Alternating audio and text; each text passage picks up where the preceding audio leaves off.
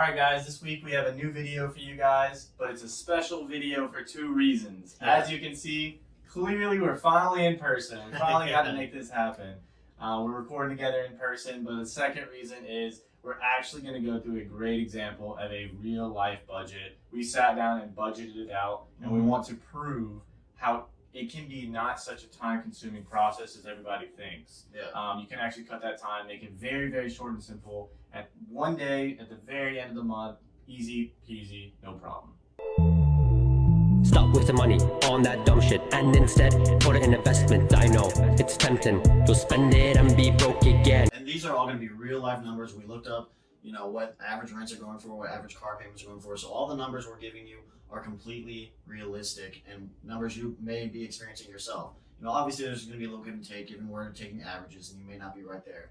But this will be a great example of an actual budget going into effect and actually working with the numbers. So let's dive right into it. We're going to start with a $70,000 salary for a single person living in or around Metro Atlanta. So that's what all these numbers are going to be based on, is that profile.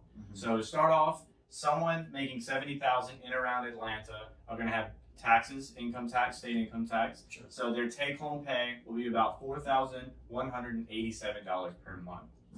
So to start off, we've had the previous couple videos talking about the 50-30-20 rule. Well, we're going to be breaking that down and showing you what goes into what category and going through real life examples, more detailed, more broken down.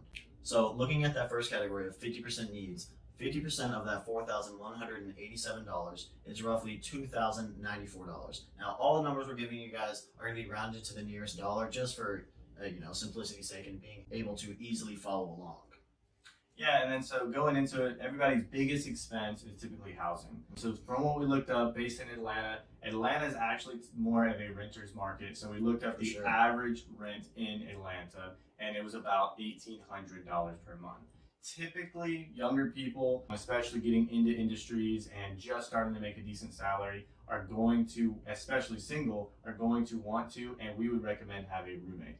So that actually knocks that down to $900 per month, which is a huge savings. Oh, for sure. Having a roommate cuts down on, your biggest expense right there, but also things like your utilities and everything. Because we looked it up, the average utility rate is about $410 a month for all your utilities. So if you're having that as well, you're saving an additional $205 just right there.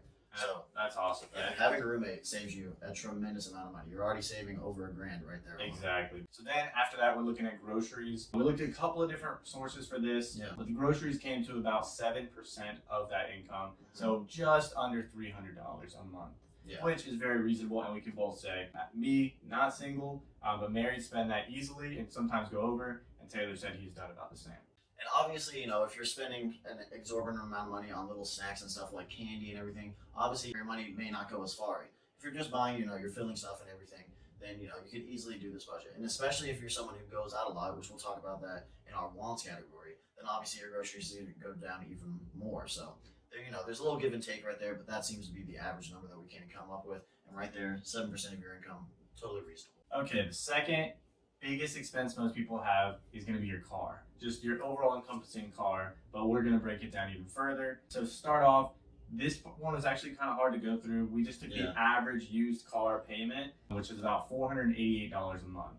That to us seems kind of high because we don't have a car payment. We got very modest cars for very reasonable price, so we were able to pay them off relatively quick, which we would recommend. We want a nice, reliable car. Yes, you're not going for flashy right now. You're Exactly. going for reliable, something that's not going to cost you a lot of money on top of your car payment right there. Because if you're paying for repairs every week, that's a whole nother expense right there. Exactly. And if you think about it in terms of your rent is $900 and your car payment is over 50% of that, that's wild. Yeah. Then your biggest car expense is probably going to be your gas for the most part, which roughly was about $188, which can drastically fluctuate if you were to live, say, on one side of Atlanta and drive to the other side of Atlanta for work. That's a rough estimate. Yeah. And then on top of that, of course, for a car, you need that car insurance. We found the rough average to be about $137 right there. So not a crazy amount. And obviously, like we talked around in previous videos, shop around, find the best rate for you. Exactly. There's always ways to save money here, give and take. So if you take all these numbers we just talked about, all your housing expenses, utilities, all that, all your car payments, all your groceries and everything, we come up to about $2,211. Now, Obviously, that's a little bit more than the initial 50% amount we said earlier of $2,094, but you're at about 52.8% of your budget, which is well within reason. And as we talked about in our previous video, there's always a little give and take, and we're going to show you guys how much you should be taking from your other categories, mostly your wants. A little sneak peek there. Yeah. So then we're going to go into our want section. As we talked about, that should be about 30% of your income. However, we went a little over in needs, so we'll take that out of our wants. So we'll really be left with 27.2% to spend on our wants, quote unquote. So based on that $4,187 per month, you're expecting to have about $1,139 to spend on what you want to spend, how you want to spend, no strings attached, whatever it is. Yeah. Think things like your subscription services, going out for fun, going out with your friends, your Drinks, new clothes, gadgets, all that kind of stuff. And we can't really break down too much because I know some people have a big online shopping addiction. Some people have a huge I need a Starbucks a day kind of drink. So some people this is want kind to of shop for all new over couches. the place. Yeah, it's very hard But to pick. if you're looking at it, you almost have $1,200, and that's a good chunk of your After you've already salary taken right there. some extra because you needed to put it towards needs. So you still have a good amount. And if your needs were to come down a little bit, like you don't have that $500 car payment basically, then you got $500 more you can put elsewhere, whether it's wants or savings. Yeah. And we would recommend savings, obviously, but obviously you don't want to burn out, so spend some stuff on wants. It's totally fine. That brings us to our final category of 20% savings and investments. So 20% of our monthly salary is about $837 a month. So if you're looking at investing roughly 3.5% of your income into, let's say, a Roth 401k, so we're doing all post-tax money here, you're going to look at roughly investing $147 a month in your 401k, which is Reasonable. Yeah, very reasonable. May not sound like a lot, but let's say you start investing at the age of 20 and you wait till 65. You're investing $147 a month for 45 years. At the end of it, you're going to have over $700,000 in your Roth 401k if you're getting a return of like 8%, which is, I say, very reasonable. You can hope for more, obviously, and a lot of people do experience more. So you have several $100,000 now. And of course, you can invest more than just your 3.5%. Let's say you wanted to open up a Roth IRA or other, retirement account, or just an investment account in general. Yeah. That number obviously goes up tremendously the more you can invest and the earlier you start, which is a key part of investing. Yeah, exactly. And so you have excess money to maybe invest, or maybe that number sounds very large to you. You're like, $150. I don't even invest $5. You can start small and build up to that goal. For sure. As you say, lower those. Once you start budgeting, you'll see that you spend things. I have 5 subscription services or streaming services. I don't need all of those. Yeah. You'll start to realize some of the things you don't even use that often, you can cut out, and maybe that number will build much faster than you expected.